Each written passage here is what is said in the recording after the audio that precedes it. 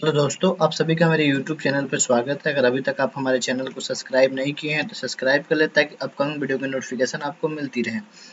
इस चैनल के माध्यम से जो बिहार विशेष सर्वेक्षण लैंड का हो रहा है उससे जो भी अपडेट निकल के आ रहा है आप लोगों को रिव्यू कराया जा रहा है। आज कुछ न्यूज़ के माध्यम से निकल के आया है, उसे हम लोग इस वीडियो में देखते हैं। ये मुजफ्फरपुर के डीएम जो हैं, जो बिहार भूमि सर्वेक्षण चल रहा है अभी, हाँ, उस पर कुछ अपना अपडेट दिए हैं। आइए इस वीडियो के माध्यम से देखते हैं। जमीन सर्वेक्षण शुरू हो चुका है और इसके लिए गांव-गांव शिविर लगाए जा रहे हैं। लोगों के साथ आम सभा कर रहे हैं। पदाधिकारी और ग्रामीण पंचायत स्तर के प्रतिनिधि भी उसके साथ जुड़े हुए हैं। इस पर विशेष जानकारी के लिए हमारे साथ मुजफ्फरपुर के डीएम सुब्रत कुमार सेन है। उनसे बात करेंगे कि आखिर जो समस्याएं आ रही हैं, आज से तो कार्य शुरू हो गया, इसको लेके काफी भ्रांतियां भी लोगों को। इसमें सबसे पहली बात तो मैं आपको ये बताना चाहूँगा कि विभाग ने, राज्य सरकार ने काफ़ी संख्या में पदाधिकारी और कर्मियों को यहाँ पर प्रतिनियुक्त किया है। 300 से ज़्यादा अमीन इस जिले में लगाए गए हैं, 14 बंदोबस्त पदाधिकारी, 21 कानूनगो और एक बिहार प्रशासनिक सेवा के वरीय पदाधिकारी को बंदोबस्त पदाधिकारी का प्रभार दिया गया है। और जैसा कि आप लोग जान रहे हैं कि सभी कर्मियों का प्रशिक्षण अंतिम चरण में है। ग्राम सभा का हम लोग आयोजन कर रहे हैं ताकि गांव में लोगों को बात ये समझ में आ जाए कि उनके अपने जो डॉक्यूमेंट्स हैं, लैंड रिकॉर्ड्स हैं, उनको वो लोग तैयार कर लें, वंशावली बना लें।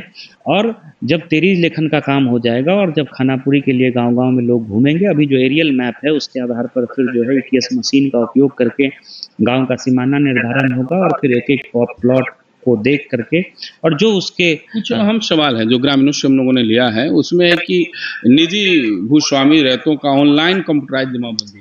देखिए, जमाबंदी आप इस जिले की जैसे आप देखेंगे तो 90% से ज़्यादा जमाबंदी, 95% के आसपास जमाबंदी डिजिटाइज है और ऑनलाइन म्यूटेशन भी जो है पिछले 5 वर्ष से ज़्यादा समय से लगभग। जमाबंदी में कुछ अशुद्धि भी है सर, जैसे नाम पिता का कुछ है और ऐसे में अगर कोई अशुद्धि है तो आप परिमार्जन प्लस के माध्यम से अप्लाई करके और नियत समय सीमा के माध्यम से अंचल अधिकारी उसका निराकरण करेंगे। आपको उससे संबंधित दस्तावेज भी अपलोड करना है, उसकी हम लोग मॉनिटरिंग भी करते हैं। तो वाला का दाखिल खारिज नहीं है, वो दाखिल खारिज करा लें। ऑनलाइन म्यूटेशन बिल्कुल आपको कहीं जाने की ज़रूरत नहीं है। और जैसा कि आप लोगों ने देखा होगा कि पिछले 5-6 महीने में हम लोगों ने फरवरी के बाद से ही, जबकि चुनाव की अवधि रही है 3 महीने की, उसके बावजूद भी जितने आवेदन आए लगभग उससे 25,000 ज़्यादा। परिमार्जन ऐप पर अपने सभी समस्याओं के लिए वो कर सकते हैं। तो इसके लिए जो जहाँ से जो दिल्ली में है, पटना में है, मुजफ्फरपुर में है, तो वो अपने अपने दूसरे जगह से। हाँ बिल्कुल, अगर आपकी कोई अशुद्धि उस प्रकार की है, जमाबंदी में नाम गलत है, उसमें क्या डॉक्यूमेंट्स लगेगा, जैसे दाखिल खारिज के लिए जैसे एक उदाहरण दे रहे हैं कि मान लीजिए कि आपका खेसरा नंबर या खाता नंबर गलत चल गया। आपने जो है कोई जमीन किसी से केवाला के माध्यम से खरीदा है, पुराना आपका रसीद है या एलपीसी है या केवाला है, और आपको दिख रहा है कि खेसरा नंबर जब डिजिटाइजेशन हो रहा था उस समय गलती से जो है दूसरा कोई खेसरा नंबर चढ़ गया। तो आप अपनी पुरानी एलपीसी, अपना पुराना रसीद, आपका पुराना जो केवाला है वो आप अपलोड कर दीजिए साक्ष्य के रूप में और परिमार्जन प्लस में आप अप्लाई कर दीजिए। उस नियत समय सीमा में उसको अंचल अधिकारी आपके डॉक्यूमेंट्स को देख लेंगे, अपने रिकॉर्ड से उसको चेक कर लेंगे और उसको जो है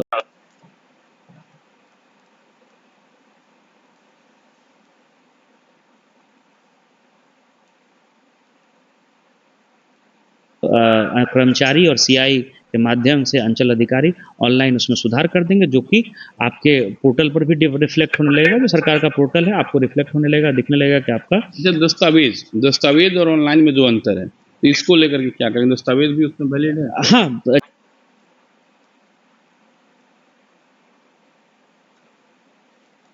जैसा मैंने आपको बताया कि ऑनलाइन में नाम में त्रुटि हो सकती है, खाता खेसरा में त्रुटि हो सकती है, जमाबंदी से रिलेटेड और कोई गड़बड़ी अगर कुछ हुई है, चौहद्दी में कुछ अगर आपको लग रहा है कि गलती हुई है, तो आपको साक्ष्य देना पड़ेगा। साक्ष्य की जांच होगी और परिमार्जन प्लस में उस साक्ष्य के हिसाब से अंचल अधिकारी निर्णय लेकर के उसमें आवश्यक सुधार जो है वो केस टू केस बेसिस पे, जनरल उसमें। एक चीज़ और है, जैसे किसी के पूर्वज के नाम पर, दादा के नाम पर ज़मीन है और दादा के नाम पर ज़मीन है और वह ज़मीन का वो फिलहाल अभी लोगों में आपसी बंटवारा नहीं हुआ, तो उसका क्या होगा? देखिए, यही एक सुगमता होती है जब सर्वे सेटलमेंट का काम होता है कि मैंने आपको बताया कि वंशावली आपको पंचायत के माध्यम से बनाना है और वंशावली को ग्राम सभा में डिस्कस किया जाएगा।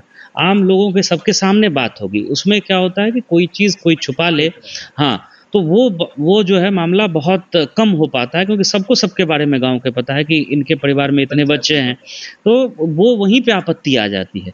इसीलिए जब वंशावली स्वघोषणा पत्र जब वो देंगे और वंशावली प्रोड्यूस करेंगे, वंशावली पर ग्राम सभा में चर्चा होगी और अगर कोई आपत्ति आती है तो वहीं पर उसका निराकरण होगा। तो इसीलिए इस प्रोसेस को, और 3 बार दावा आपत्ति मुख्य रूप से डॉक्यूमेंट जमा कहाँ करना है? डॉक्यूमेंट आप ऑनलाइन स्वघोषणा पत्र जमा कर सकते हैं, सेल्फ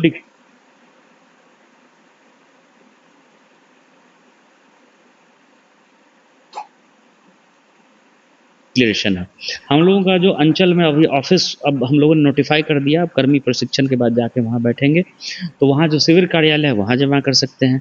जिला में बंदोबस्त का जो ऑफिस है, पीछे में जो एडीएम साहब का जो ऑफिस है उसके पीछे में, वहाँ बंदोबस्त पदाधिकारी के ऑफिस में जमा कर सकते हैं। लेकिन सबसे आसान तरीका है ऑनलाइन, आप सेल्फ डिक्लेरेशन और सारे डॉक्यूमेंट्स जो है, यदि ऑनलाइन जमा करते हैं उनका सही होता है तो फिजिकली जाने की जरूरत नहीं है। और जब ड्राफ्ट पब्लिकेशन होता है, जब दावा आपत्ति ली जाती है, उस समय आप जरूर चेक कर लीजिए कि आपने जो जमा किया है। एक अहम सवाल है कि लोग पूछ रहे हैं कि प्लॉट पर जाकर के फोटो खिंचाना होगा, इस तरह का क्या मामला? नहीं, अगर आपको लग रहा है कि आप जब जिस समय ग्राउंड पर काम हो रहा है और आपको लग रहा है कि आपने जो इन्फॉर्मेशन दिया है वो रिफ्लेक्ट नहीं हो रहा है, तो आप वहाँ उपस्थित रह सकते हैं। यदि वैसे नहीं है, ऑनलाइन जमा किए तो कोई दिक्कत नहीं है। मैंने आपको कहा कि ग्राम सभा का कई बार आयोजन किया जाएगा। ग्राम सभा इसलिए ही बुलाई जाती है कि गांव के लोग उसमें पार्टिसिपेट करें, अपनी बातों को रखें, उसमें अधिकारी मौजूद रहेंगे, हमारे कर्मी मौजूद रहेंगे, सारे डॉक्यूमेंट्स के साथ रहेंगे, अपना भी जमीन का ब्यौरा देखते हैं, अपने आसपास के चौकीदार का भी देखते हैं, तो उसमें डिस्प्यूट वहीं पर उसका समाधान हो जाता है कि ग्राम सभा में आगे कि ये 10 पॉइंट है, इसको देखना है। तो अगले कुछ दिनों में अमीन, कानूनगो, बंदोबस्त पदाधिकारी सब लोग उस वहाँ विजिट करेंगे, और वो जो बात आई है उसमें हो सकता है किसी एक का पक्ष सही हो, किसी दूसरे का गलत हो, तो वो आमने सामने क्लियर हो जाता है। तो लोगों को देख लेना है कि जब सर्वे सेटलमेंट का काम चल रहा है और अगर कोई आपने फैक्ट बताया है, उस फैक्ट के अनुरूप डॉक्यूमेंट में वो बात रिफ्लेक्ट नहीं हो रही है, तो आप निश्चित रूप से वहाँ भी उपस्थित होकर के बता सकते हैं, ऑनलाइन भी बता सकते हैं, हम लोगों को भी बता सकते हैं। घबराने की जरूरत कोई जरूरत नहीं। और अभी ये 1 साल लगभग चलेगा और विभिन्न स्टेज पे दावा आपत्ति लिया जाएगा और सब कुछ जो है वो डिजिटाइज हो रहा है। तो लोगों को हाँ, बस ये कि जानकारी पूरी रखनी है, डॉक्यूमेंट्स आपके अपने तैयार रखने हैं, वंशावली सही तरीके से रखना है, और जब गांव में जब टीम जाए तो उसको सहयोग करिए। आप बताएं।